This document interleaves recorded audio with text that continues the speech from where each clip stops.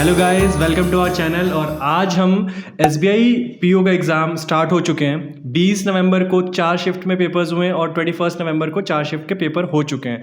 अब एक और स्लॉट बाकी है। 27 ऑफ नवंबर को एक एग्ज़ाम होना है एसबीआई पीओ के प्रीलिम का 4 शिफ्ट में। तो गाइज़, इन 2 दिनों में जो पेपर्स हुए हैं उसकी एक डिटेल एनालिसिस लेकर हम आए हैं, क्वांट, रीजनिंग और इंग्लिश की, कि क्या कैसा रहा पेपर। और इससे आपको बहुत ज़्यादा हेल्प मिलने वाली है 27 को जो पेपर होगा उसमें, क्योंकि काफ़ी हद तक पैटर्न है या जो उसकी टॉपिक हैं, क्वेश्चंस हैं, ये काफ़ी सिमिलर होने वाले हैं। तो आपके लिए बहुत हेल्पफुल वीडियो है। अगर आप 27 का एग्ज़ाम अभी आपका बाकी है तो उनके लिए तो बहुत ही ज़्यादा है।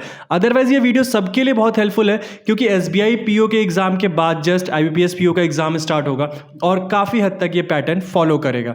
तो आइए डिस्कस करते हैं। सबसे पहले रीजनिंग कि कैसा रहा रीजनिंग का पेपर, कैसा उसकी डिफ़िकल्टी लेवल, जो भी चीज़ें थी डिस्कस करते हैं। तो सोनू, रीजनिंग के बारे में बताओ। जी सर। हेलो गाइस, एसबीआई जो है, आप सभी को पता है कि एसबीआई जो है वो एक पैटर्न जो है वो सेट करता है, ट्रेंड सेटर हमेशा से रहा है। तो एसबीआई जो पेपर अभी लिया है 20 और 21 तारीख को और 27 को एक पेपर होने वाला है, तो ये एक ट्रेंड सेट हो जाएगा। बाकी आगे जो भी एग्जाम होगा, आगे एग्जाम जो होने वाला है वो आईबीपीएस का एग्जाम होने वाला है। आईबीपीएस पीओ प्री होगा पहले, फिर आईबीपीएस क्लर्क प्री भी होगा। तो ये एक ट्रेंड सेट हो जाएगा कि हाँ, इसी पैटर्न के ऊपर क्वेश्चंस जो हैं वो पूछे जाएंगे।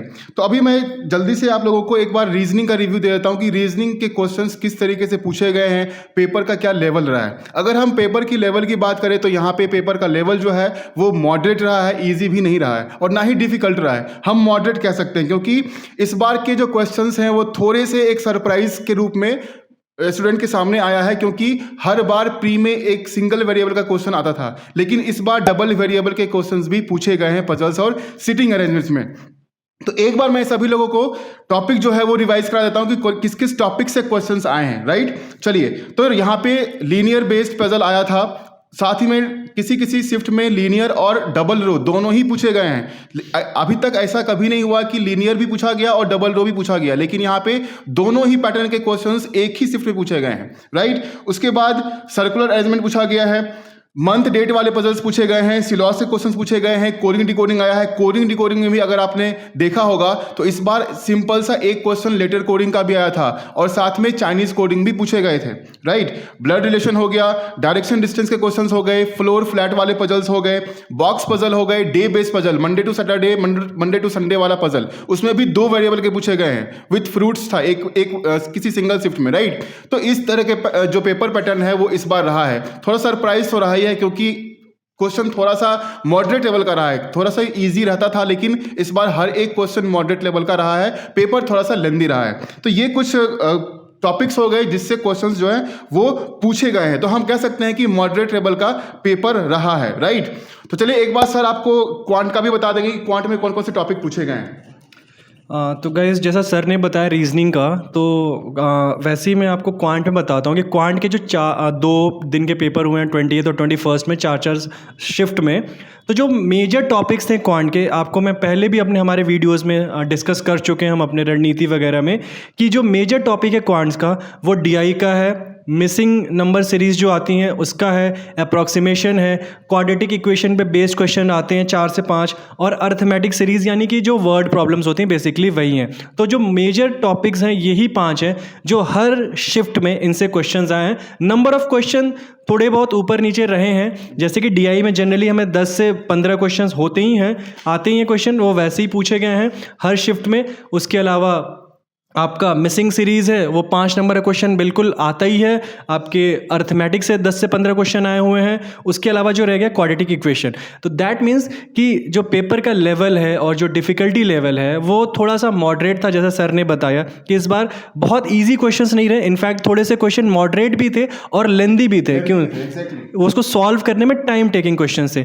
तो जैसा कि मैं आपको बता रहा हूँ कि जैसे हमारे कुछ ईजी टॉपिक्स है, हमारा मेन मोटिव क्या होता है, हमें sectional cut off clear clear करनी होती है। तो हम इस एनालिसिस से यही बताना चाहते हैं कि आप मिसिंग सीरीज़ है, आपके पास अप्रॉक्सीमेशन के क्वेश्चन है, क्वाड्रेटिक है, इनको थोड़ा फास्ट कर सकते हो। पहले आप इन टॉपिक्स को कवर कर लें ताकि मैक्सिमम मार्क्स आप गेन कर सकते हैं। एग्जैक्टली अगर आप DI और ये जैसे वर्ड प्रॉब्लम जैसे लेंदी क्वेश्चन में फंस जाओगे तो आपका टाइम बहुत किल होगा और नंबर ऑफ क्वेश्चंस आपके कम हो जाएंगे। तो मेरी सजेशन यही होगा, जो एनालिसिस हमने देखा है, कि आप पहले इन टॉपिक्स को कवर करो जो आपको कम से कम कट ऑफ क्लियर कराएं, उसके बाद आप उन क्वेश्चंस पे जाओ, आपके पास टाइम बच जाएगा, फिर आप उन क्वेश्चंस पे फोकस करो जिस पे थोड़ा सा टाइम टेकिंग है या लेंदी हो सकते हैं।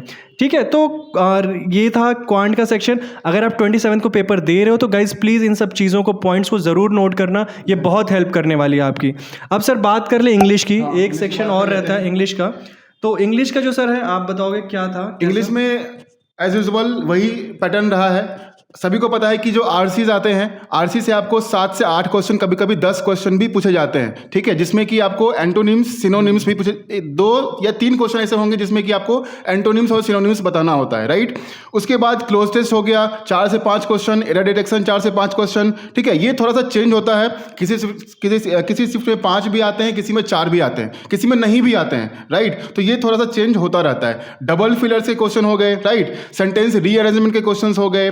मैच द कॉलम, अब जो है पैटर्न में मैच द कॉलम भी आता है, जिसमें कि आपको सेंटेंस को कनेक्ट करना होता है, राइट। पैराजम्बल्ड हो गए, वर्ड स्वैपिंग हो गया, वर्ड रिप्लेसमेंट हो गया। तो ये सारे टॉपिक्स जो हैं, ये सारे क्वेश्चंस आपको इंग्लिश में पूछे गए हैं। क्वांट और रीजनिंग के कंपैरिजन में इंग्लिश का पेपर थोड़ा सा इजी था, राइट। आरसी जो है, जिसको समझ में आता है, जो जल्दी रीडिंग हैबिट जिसकी अच्छी है, वो तो कर लेगा, लेकिन बाकी के क्वेश्चन जितने भी मिसलेनियस वाले हैं वो थोड़े से डुएबल थे, इजी टाइप के क्वेश्चंस रहे हैं इस बार।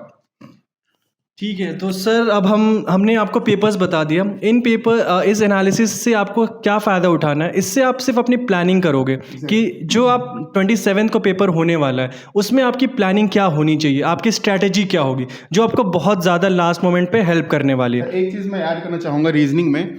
इस बार आपने पेपर देखा होगा कि इस बार मैक्सिमम नंबर ऑफ क्वेश्चंस जो हैं वो सिटिंग और पजल से रहे हैं। ठीक है, नॉर्मली जो है वो 3 से 4 पजल आते थे, 3-4 मतलब सिटिंग और पजल मिला के आपको अराउंड 20 क्वेश्चंस आते थे, लेकिन इस बार 5 पूछे गए हैं, मतलब 25 से 28 क्वेश्चंस तक आपको सिटिंग और पजल कवर किया है। तो जो भी बच्चे का एग्जाम 27 को होने वाला है और आगे जो भी IBPS का एग्जाम देने वाले हैं, वो इन बातों का ध्यान कर लें कि पजल और सिटिंग अरेंजमेंट, ये 2 टॉपिक को आप अच्छे से कवर कर लें। और मिसलेनियस में आपको सिलॉग्स अच्छे से कवर कर लें, ब्लड रिलेशन कवर कर लें और डायरेक्शन कवर कर लें, राइट। और कोडिंग डिकोडिंग, ये 5 से 6 टॉपिक अगर आप अच्छे से पढ़ के जाओगे ना, तो 35 क्वेश्चंस में कम से कम 25 तो आप करके ही आओगे, 25 प्लस भी करके आओगे, राइट। तो चलिए समाप्त करेंगे हम अभी इस वीडियो को। अब तो सर हम लास्ट में डिस्कस कर लें कि लेवल ऑफ डिफिकल्टी हम मॉडरेट मानते हैं, ठीक है।